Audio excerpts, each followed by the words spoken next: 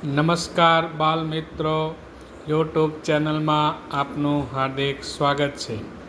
આજે આપણે ભાગ નંબર 34માં સંખ્યા અનુરૂપતા કસોટીના દાખલાઓનું સોલ્યુશન મેળવશું। તો સૌપ્રથમ સંખ્યા અનુરૂપતા કસોટીમાં એના નિયમો નંબર 1, એકી અથવા બેકી સંખ્યાની સમસંબંધ, પહેલો નિયમ। બીજો નિયમ, સંખ્યાની જોડમાં સરવાળા અને બાદબાકીનો સમસંબંધ। ત્રીજો નિયમ, સંખ્યાની જોડીમાં ગુણાકાર અને ભાગાકારનો સમસંબંધ। નિયમ નંબર 5, 4, સંખ્યા જોડીમાં ભાગુસબાનો સમસંબંધ। નિયમ 5, સંખ્યા જોડીમાં વર્ગ અને વર્ગમૂળનો સમસંબંધ। અને નિયમ નંબર 6, સંખ્યા જોડીમાં ઘન અને ઘનમૂળનો સંબંધ। તો આ નિયમ અનુસાર આપણે દાખલાનું સોલ્યુશન મેળવશું। તો ચાલો આપણે શરૂ કરીએ। દાખલો નંબર 1, 4/6, 6/8, તો 10 બરાબર કેટલા થાય? તો અહીંયા આપણે જોઈએ તો પ્રથમ સંખ્યાની જોડમાં 4 અને 6માં 2 ઉમેરવામાં આવે છે। 4, 6, 6, 8। બીજી સંખ્યાની જોડમાં 6 અને 8માં પણ 2 ઉમેરવામાં આવે છે।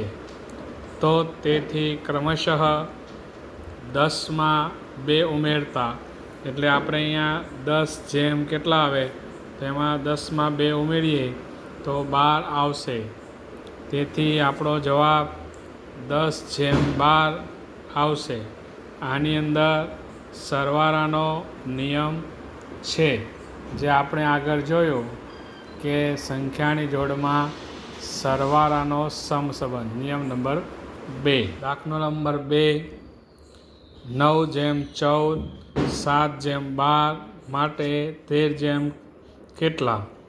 તો અહીંયા આપણે જોઈએ તો 9માં 5 ઉમેરીએ તો 14, 7માં 5 ઉમેરીએ તો 12। તો તેથી આપણે અહીંયા જોઈએ તો સરવાળા બાદબાકીનો સમસંબંધ છે। નિયમ નંબર આપણે જોઈએ તો સરવાળા બાદબાકીનો નિયમ નંબર 2।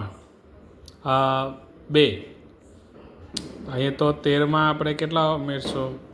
તો 13માં 5, 9માં 5 14, 7માં 5 12, 13માં 5 18।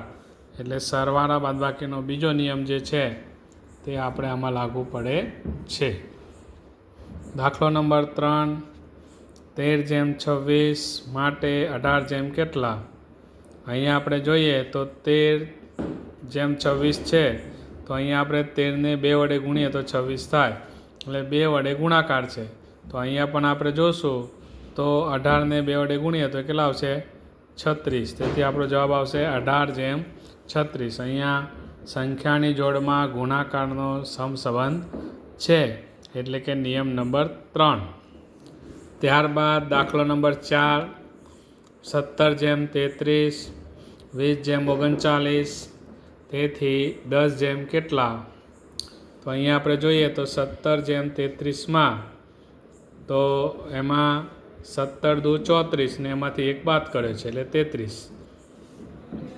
20/39 એટલે 20 દુ 40 માંથી 1 બાદ કરે એટલે 39। એટલે આપણે આમાં જોઈએ તો એમાં બાદબાકીનો નિયમ અને ગુણાકારનો નિયમ, બંને નિયમ ભેગા છે। તો એ જ પદ્ધતિથી આપણે જોશું તો 10 દુ 20, એટલે 10 ગુણ્યા 2, એમાંથી 1 બાદ કરશું એટલે જવાબ આપણે આવશે 19। એટલે આપણે અહીંયા આવશે 10/19 આપણો જવાબ આવશે। ત્યારબાદ દાખલો નંબર 5, 4/16, 7/49, તેથી 9 કેટલા? તો અહીંયા જોઈએ તો 4/16 છે એની અંદર 4 ગુણ્યા 4 એટલે 4નો વર્ગ એટલે 16, એટલે અહીંયા 16 છે. 7માં 7નો વર્ગ એટલે 49, એટલે આમાં પણ 49, બરાબર. એટલે હવે આપણે અહીંયા છે 9, તો 9 છે તો 9 ગુણ્યા 9 એટલે 9નો વર્ગ 81 થાય, એટલે આપણો જવાબ આવશે 9/81. અને એમાં આવશે વર્ગમૂળનો સમસંબંધ જે છે તે નિયમ નંબર 5 લાગુ પડશે. ત્યારબાદ દાખલો નંબર 6, 3/15, 7/35, તેથી 9 જેમ કેટલા? તો અહીંયા 3/15માં આપણે જોશું તો 3 ગુણ્યા 5 એટલે 15, 5 વડે ગુણાકાર. 7/35માં પણ આપણે 5 વડે ગુણાકાર કરશું તો 7×5 = 35. તેવી જ રીતે 9, તો 9ને પણ 5 વડે ગુણશું એટલે 9×5 = 45, એટલે અહીંયા 45, એટલે આપણો જવાબ આવશે 9/45. આમાં પણ ગુણાકારનો અને ભાગાકારનો સમસંબંધનો નિયમ લાગુ પડશે, નિયમ નંબર 3. દાખલો નંબર 7, 6/20, તેથી 7 જેમ કેટલા? અહીંયા આપણે જોઈએ તો 6/20 છે તો 6 તેરીને 18, 18માં 2 ઉમેરશું તો 20 આવશે. તે જ પદ્ધતિ મુજબ 7 જે છે તો 7ને પણ આપણે 3 વડે ગુણાકાર કરશું તો 7 તેરી 21, 21માં હવે આમાં 2 ઉમેર્યા તો આમાં પણ આપણે 2 ઉમેરશું તો જવાબ આવશે 23. તો અહીંયા આવશે 7/23, એ આપણો જવાબ આવશે.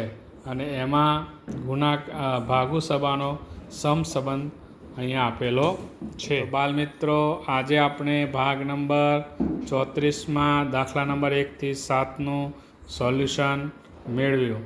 હવે પછી આપણે ભાગ નંબર 35માં દાખલા નંબર 8 થી આગળના દાખલાનું સોલ્યુશન મેળવશું. નમસ્કાર.